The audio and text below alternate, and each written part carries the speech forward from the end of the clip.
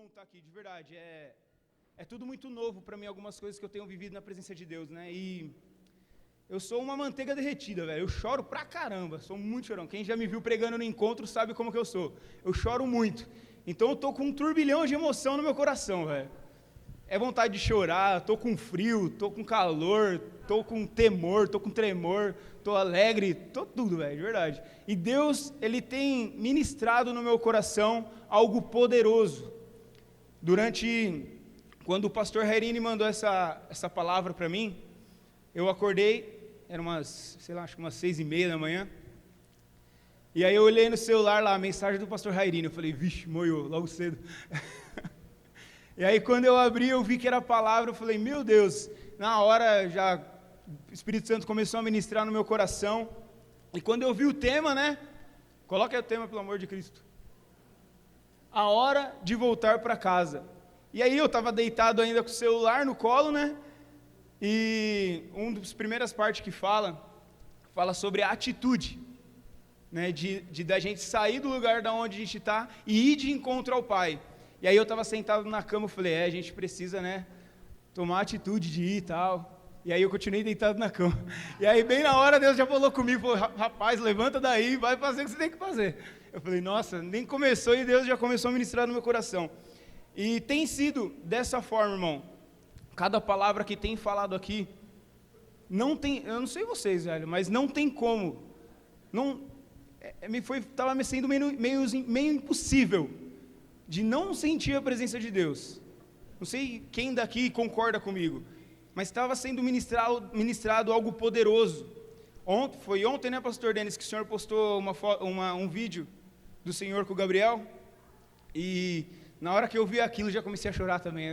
Meu Deus do céu, Deus é muito maravilhoso. Então, que ponto que eu vou falar? Eu vou falar sobre Lucas 15, 17 e 20. Vocês separaram um texto para mim? Por favor, coloca. Então, lá em Lucas 15, 17 e 20, fala assim, caindo em si, ele disse, quantos empregados de meu pai têm comida de sobra, e eu aqui morrendo de fome? Eu me porei a caminho e voltarei para o meu pai, e lhe direi, pai, pequei contra o céu e contra ti, não sou mais digno de ser chamado teu filho, trata-me como um dos teus empregados. A seguir, levantou-se e foi para o seu pai. Estando ainda longe, seu pai o viu e, cheio de compaixão, correu para o seu filho e abraçou e o beijou. Irmãos, para a gente iniciar o ponto aqui dessa palavra, é o início do versículo, onde ele cai em si. E o que significa esse cair em si? É quando a gente reconhece o estado que a gente está. É a forma com que eu e você a gente se encontra. O problema, irmãos, é que a gente tem, às vezes, uma caminhada com Cristo. Desde o meu encontro, fazem 12 anos que se passaram. E a tendência é eu e você, a gente entrar num modo meio robótico das coisas.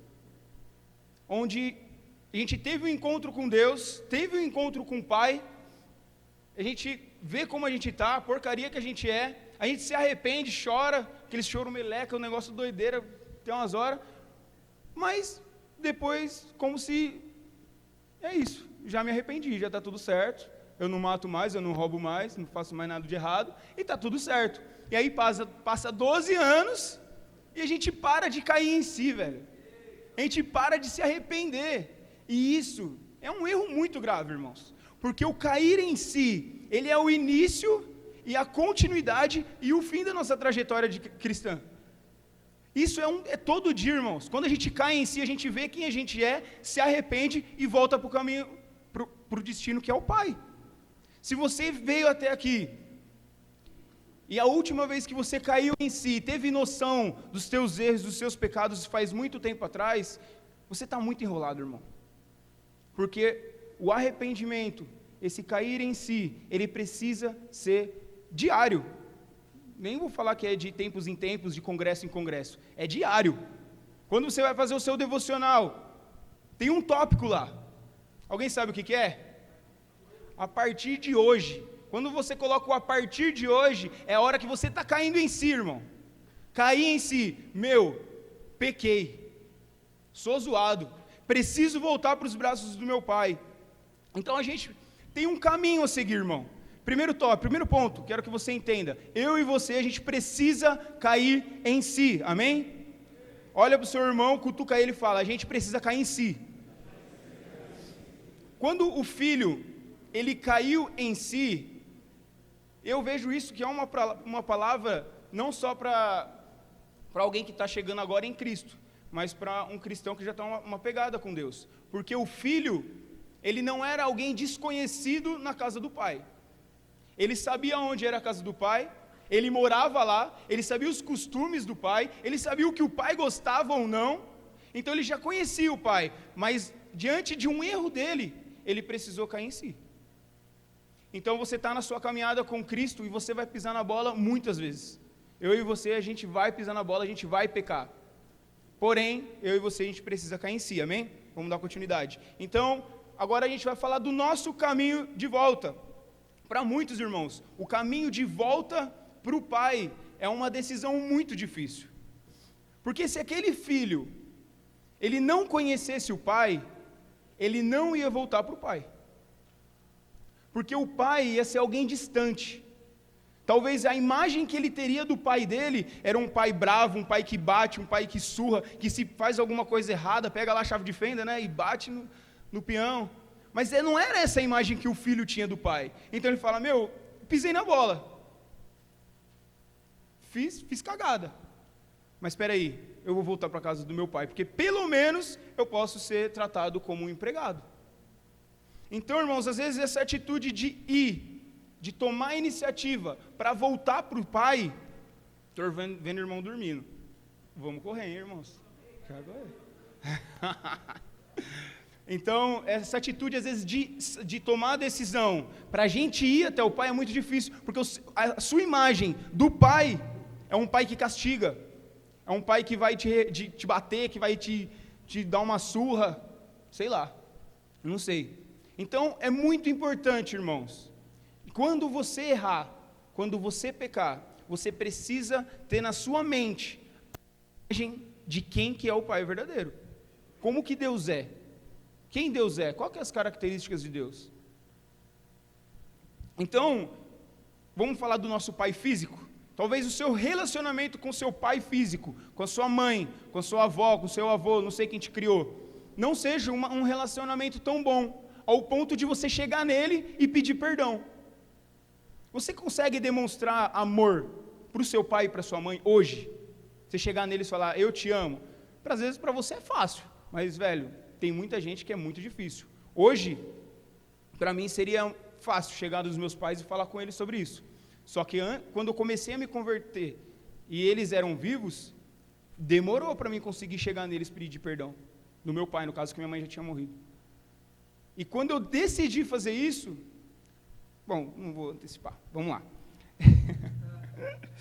Então, uma coisa que me chamou a atenção é que por mais que o filho ele tinha feito algo muito ruim para o pai, ele sabia quem o pai era. Ele tinha essa consciência. Você tem noção de quem Deus é para você, irmãos? Você sabe que Deus ele não é um Deus que mente? Ele não é um Deus que muda de opinião? Ele é um Deus, irmãos, que tem um amor que é incondicional. É um amor que não coloca condições. E você pode usufruir desse amor. Basta você cair em si e tomar um caminho de arrependimento.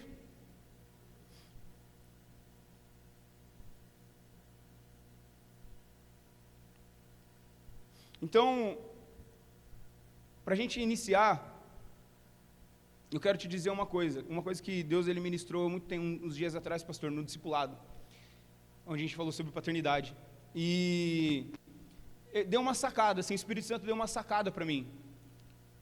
A gente conhece muitas pessoas que conhecem a Cristo, em algum momento da vida delas, elas saem da presença do Pai e vai viver a vida. Você conhece alguém assim? E você conhece alguém que às vezes tenta voltar e não consegue? Conhece alguém assim? Irmãos, Deus ministrou 2 pontos sobre esse tipo de coisa. Primeira coisa, o filho pródigo. ele teve a ciência, ele teve a consciência de que ele tinha um pai e que ele tinha um endereço, ele tinha para onde voltar. O problema é que muitas pessoas falam assim, está longe de Deus, né? Saiu fora da igreja, preciso voltar para Deus, Deus é meu pai. Só que essas pessoas, elas só têm esse conhecimento, elas esquecem que tem um endereço, elas esquecem que ela tem um lugar para onde ir. E tem aquelas outras pessoas que elas só lembram do endereço, então elas vêm, participam de um culto, aparecem numa célula ou outra, mas esquecem que tem um pai. Então, para a pessoa voltar, ficar bem com Deus, sabe do que precisa? Ela saber que ela tem um pai e que ela tem um endereço. Irmãos, você tem um endereço e você tem um pai. E esse pai, ele te ama, e ele quer você de volta, ele está esperando você lá. Só que você precisa cair em si, se arrepender e tomar o caminho de volta, irmão. Para onde? Para a casa do pai. Amém? Glória a Deus.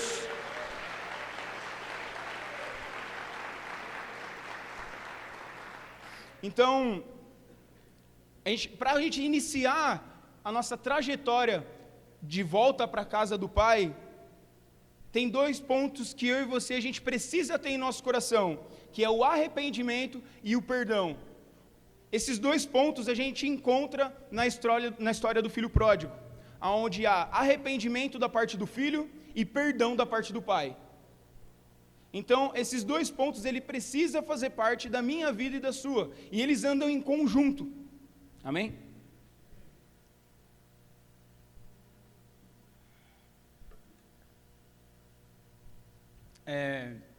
Ao contrário não, acho que não foge tanto, mas do pastor Diogo e do presbítero Vinícius, a minha casa, ela não era das piores, né? Mas também não era das melhores. Então, eu cresci com meu pai e minha mãe em casa. Meu pai, ele bebia muito, então, quebra-pau, essas coisas, né? Meu pai doido dentro de casa. Porém, eu aprendi muita coisa com meu pai. Ele me ensinou a soltar pipa, ele me ensinou a pescar, ele me ensinou a fazer balão, ele me ensinou como fazer um cortante, ele me ensinou a fazer uma rabiola, fazer um pipa. O cara me ensinou bastante coisa. Ele foi presente. Faltou carinho? Faltou. Faltou um abraço, um eu te amo, que eu nunca ouvi do meu pai? Faltou. Ele não era um dos melhores, mas também não era um dos piores. Então eu cresci em uma casa desse jeito. E ao ler, né, a parábola do filho pródigo, eu falei, meu pai não é tão zoado, meu pai é legal até, né? E por mais que eu perdi meu pai, né? Então, as coisas ruins a gente tenta meio que passar um pano, né? Tipo, meu pai morreu, então só fica as coisas boas e tal. Só que Deus falou comigo outra coisa, velho. Ele tirou o foco do meu pai. E ele falou que eu era o filho zoado. E aquilo foi uma facada no meu coração. Porque para mim, eu era um filho legal. Nunca matei, nunca roubei, né? Tá tudo certo. Mas não, Deus, ele falou que eu era um filho zoado. E eu precisava cair em si e voltar para os caminhos dele. Então eu cresci, irmãos, em um ambiente desse. E esses dias eu peguei meus discípulos e a gente marcou uma pescaria, velho. Vou chorar já. E foi muito gostoso.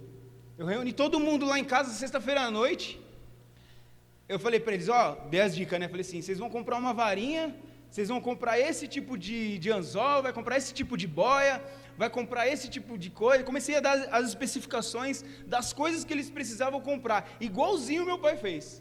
E foi muito da hora, que aí chegou todo mundo lá, alguns obedeceram e compraram as coisas, outros não. Na verdade, acho que ninguém obedeceu 100%. Aí foi por causa disso que só eu que peguei peixe.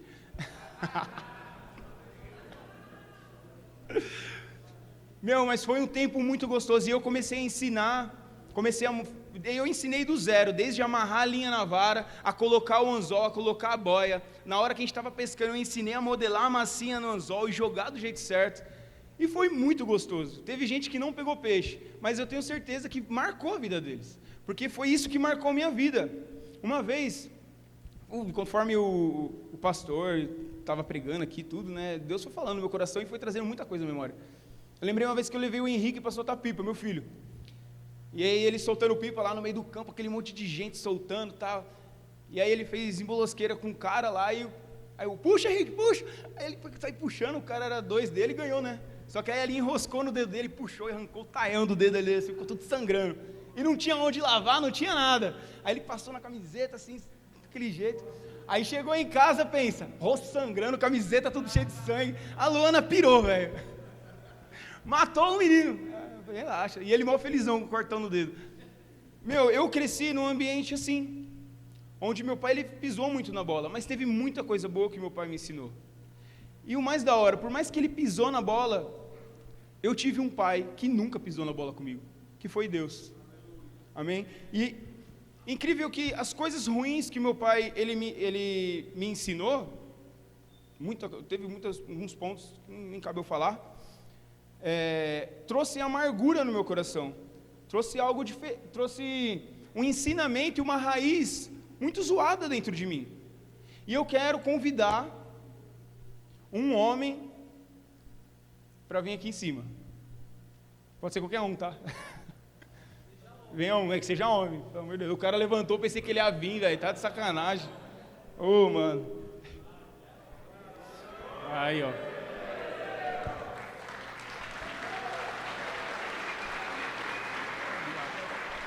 Eu preciso de mais um, que eu vou ter que segurar o microfone para mim, por favor. Eu esqueci que era 2.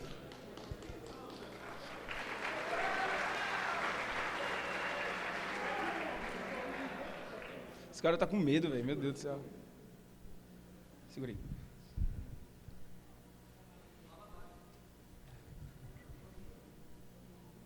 Vamos lá, Aronzinho. Você gosta de laranja? Gosta de laranja? Tá, você vai olhar elas aqui, certo? Qual delas você acha mais bonita?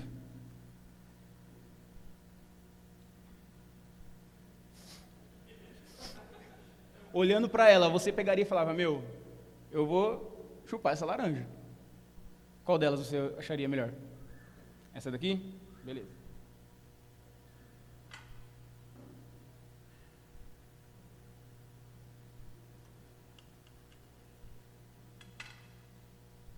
É uma laranja de verdade, tá?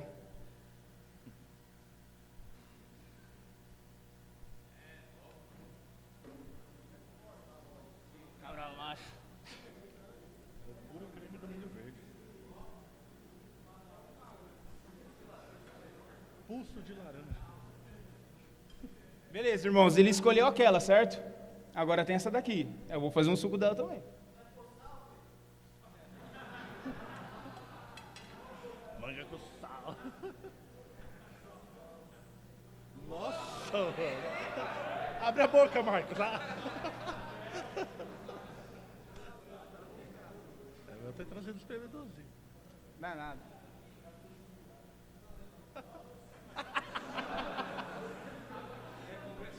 Bom, vamos lá. Essa daqui foi a que ele escolheu, certo? E essa daqui é a outra que sobrou. Aronzinho, pega a que você escolheu e toma. Vê se tá bom o suco.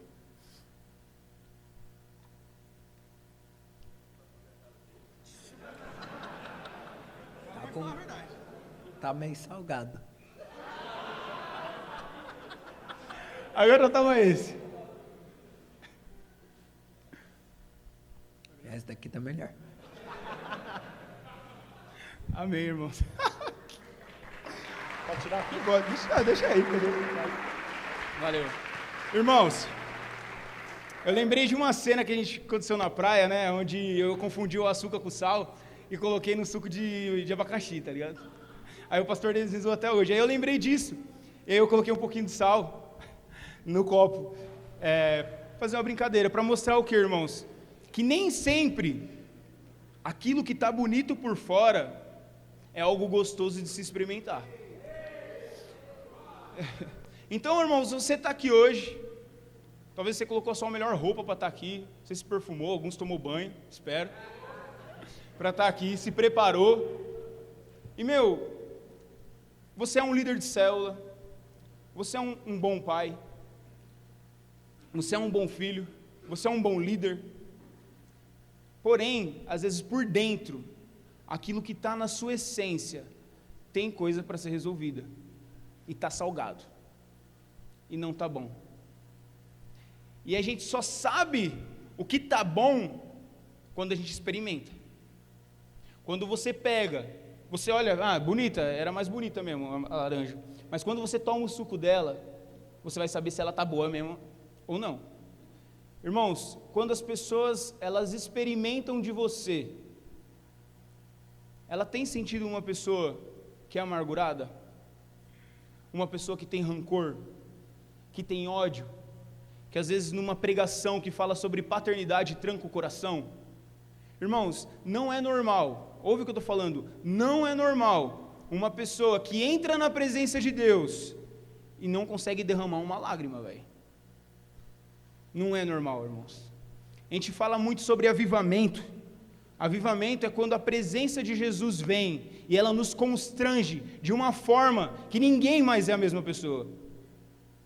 E a presença de Jesus está aqui, irmãos. Se você não conseguiu ainda sair do seu lugar, levantar os seus braços, chorar, se arrepender, nada, é porque ainda tem alguma coisa para ser resolvida no seu coração. E até quando você vai carregar esse suco salgado dentro de você? Onde quando as pessoas chegam perto de você, vê uma pessoa amargurada, uma pessoa que não consegue abraçar, não consegue amar, não consegue falar um eu te amo,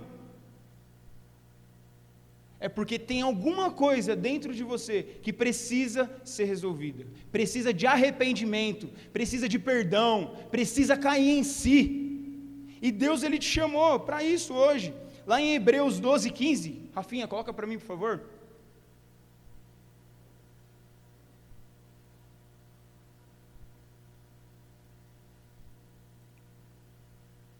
Tá frio, né? Hebreus 12:15. Cuidem que ninguém se exclua da graça de Deus, que nenhuma raiz de amargura brote e cause perturbação, contaminando a muitos. Irmãos, tem alguma raiz de amargura no seu coração? Você consegue hoje, você como cristão, como filho de Deus, você consegue chegar no seu pai, na sua avó, na sua esposa e declarar o seu amor por eles? Sem nenhum problema, você consegue fazer isso? Se você não consegue demonstrar o seu amor pelas pessoas que te rodeiam, é porque tem uma raiz de amargura aí dentro, que precisa ser resolvida. Amém?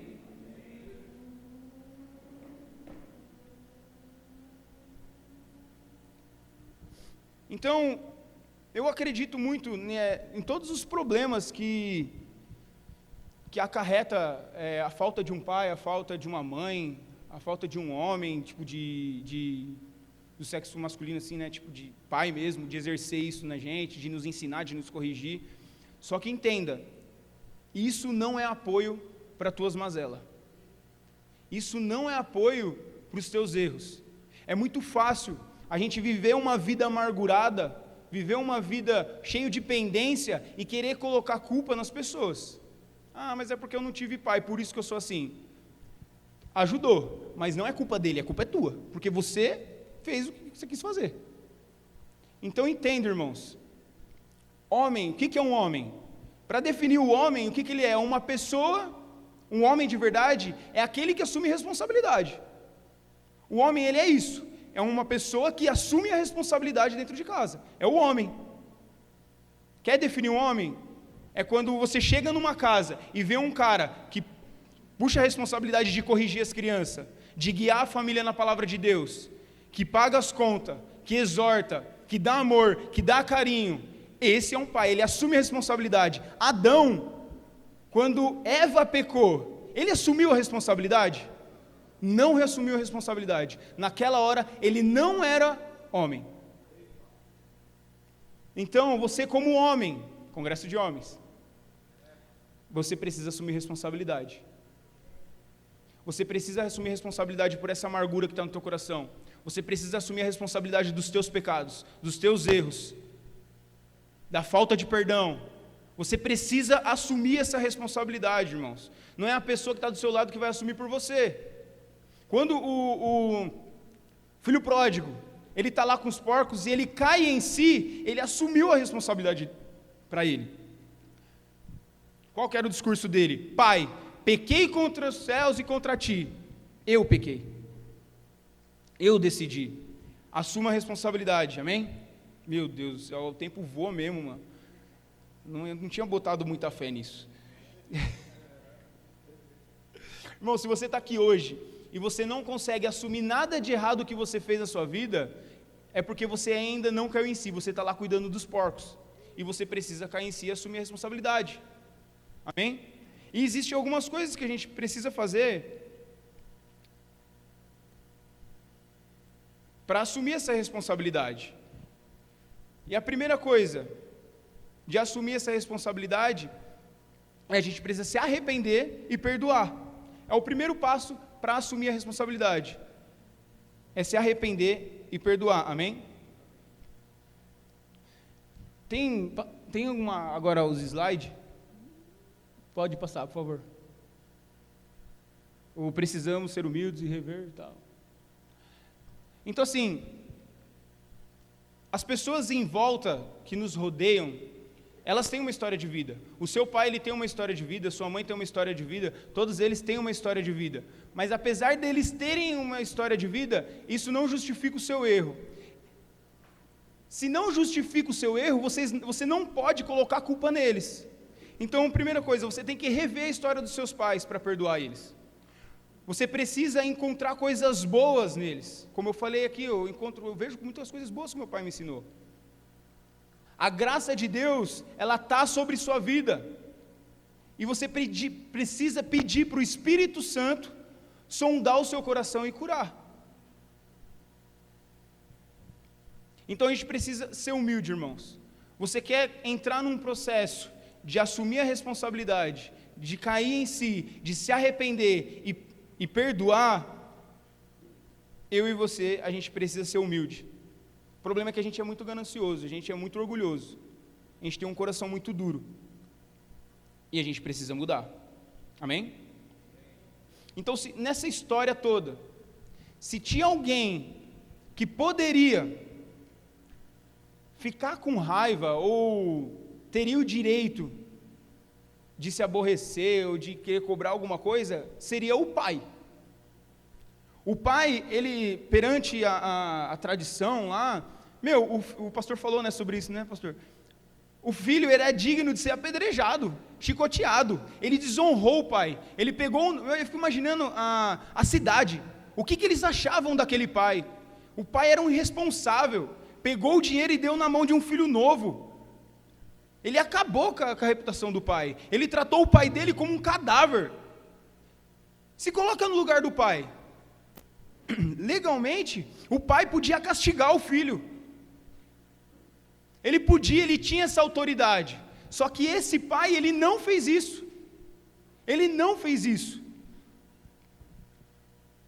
então por mais que o filho, ele destruiu a reputação do pai, o pai perdoou. E um ponto, eu li um livro chamado O Reino de Ponta Cabeça, muito bom, e tem uma hora que ele fala assim, que o filho mais velho, quando ele está chegando, ele deveria, porque ele ficou sabendo provavelmente, né, que o irmão dele voltou para casa, o certo era ele ouvir barulho de chicote, barulho de choro, de dor, mas ao invés disso, ele ouviu barulho de festa. Eu acho que isso que deixou ele maluco, porque, velho, quem decide se vai perdoar ou não era o pai. Então o pai não ia fazer barulho de chicote e castigar o filho, ele fez uma festa. Então toda vez que você se arrepende, toda vez que você vai de encontro para o pai, não é um chicote que vai estar te esperando, é uma festa. Eu tenho um vídeo para passar, acho que vai dar tempo. Coloca para mim, por favor.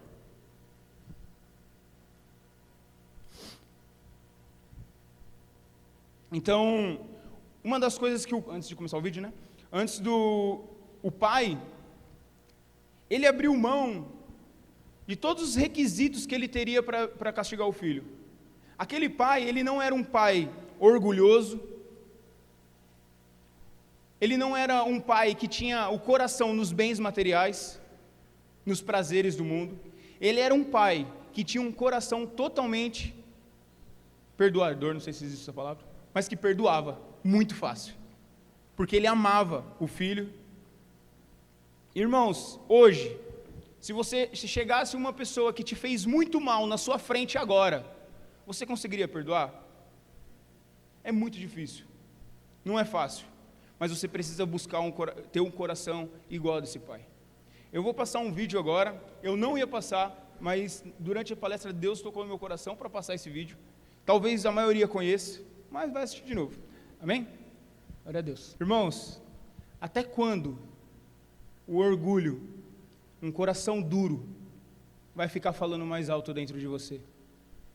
Até quando você vai ficar com um ego tão grande que não vai se arrepender? Que está te impedindo de avançar na presença de Deus? Até quando esse coração de pedra vai continuar aí e você não vai conseguir chegar nos seus pais, nos seus irmãos e pedir perdão? Ah, Cleiton, mas eles me fez mal. Pois é perdoar. Mas tem que partir de você, irmãos.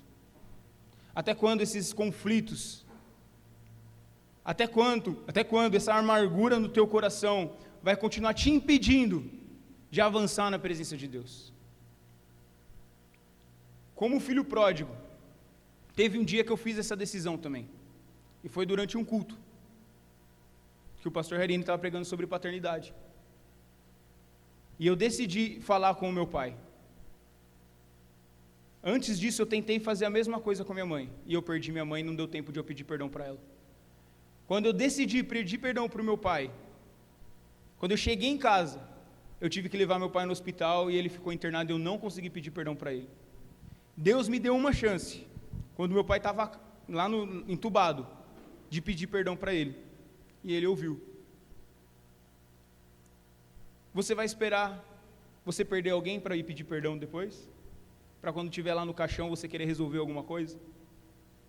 Irmãos, aproveita a vida que Deus te deu. Deus ele te deu uma vida para viver de uma forma simples, não carregando as pessoas nas suas costas, cheio de amargura, falta de perdão. Se você tem alguém aqui dentro que você está brigado, que você tem algum conflito, não sai daqui sem resolver isso. Uma coisa que eu aprendi com o pastor Denis: a gente precisa resolver os problemas, eles não vão se resolver sozinhos. Se você tem uma briga com algum familiar teu, você vai sair daqui e você vai procurar resolver isso, velho. Chega de deixar essas pendências atrapalhar a tua vida. Jesus ele veio, ele morreu por mim e por você, para que a gente fosse livre. Só que eu e você a gente decide ficar preso. Lá em Mateus 5, 39 e 46. Mas eu lhe digo, não se vinguem dos que fazem mal a vocês. Se alguém lhe der um tapa na cara, vire o outro lado para ele bater também. Se alguém processar você para tomar a sua túnica, deixe que leve também a capa. Se um dos soldados estrangeiros forçá-lo a carregar uma carga 1 quilômetro, carregue 2 quilômetros. Se alguém lhe pedir alguma coisa, dê, e se alguém lhe pedir emprestado, empreste. Efésios 2, 1, 5. Vai colocando aí. Vocês estavam mortos em suas transgressões e pecados, nos quais costumavam viver, quando seguiam a presente ordem deste mundo e o príncipe da potestade do ar. O Espírito que agora está atuando nos que vivem na desobediência. Anteriormente, todos nós também vivíamos entre eles, satisfazendo as vontades da nossa carne, seguindo seus desejos e pensamentos. Como os outros, éramos por natureza merecedores da ira. Todavia, Deus, que é rico em misericórdia, pelo grande amor com que nos amou, deu-nos a vida juntamente com Cristo, quando ainda estávamos mortos em transgressões. Pela graça vocês são salvos. Irmãos, a gente era essa laranja, zoada, podre.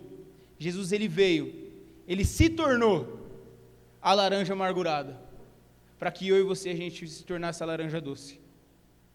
Amém? Eu quero te convidar a ficar de pé e vir aqui na frente.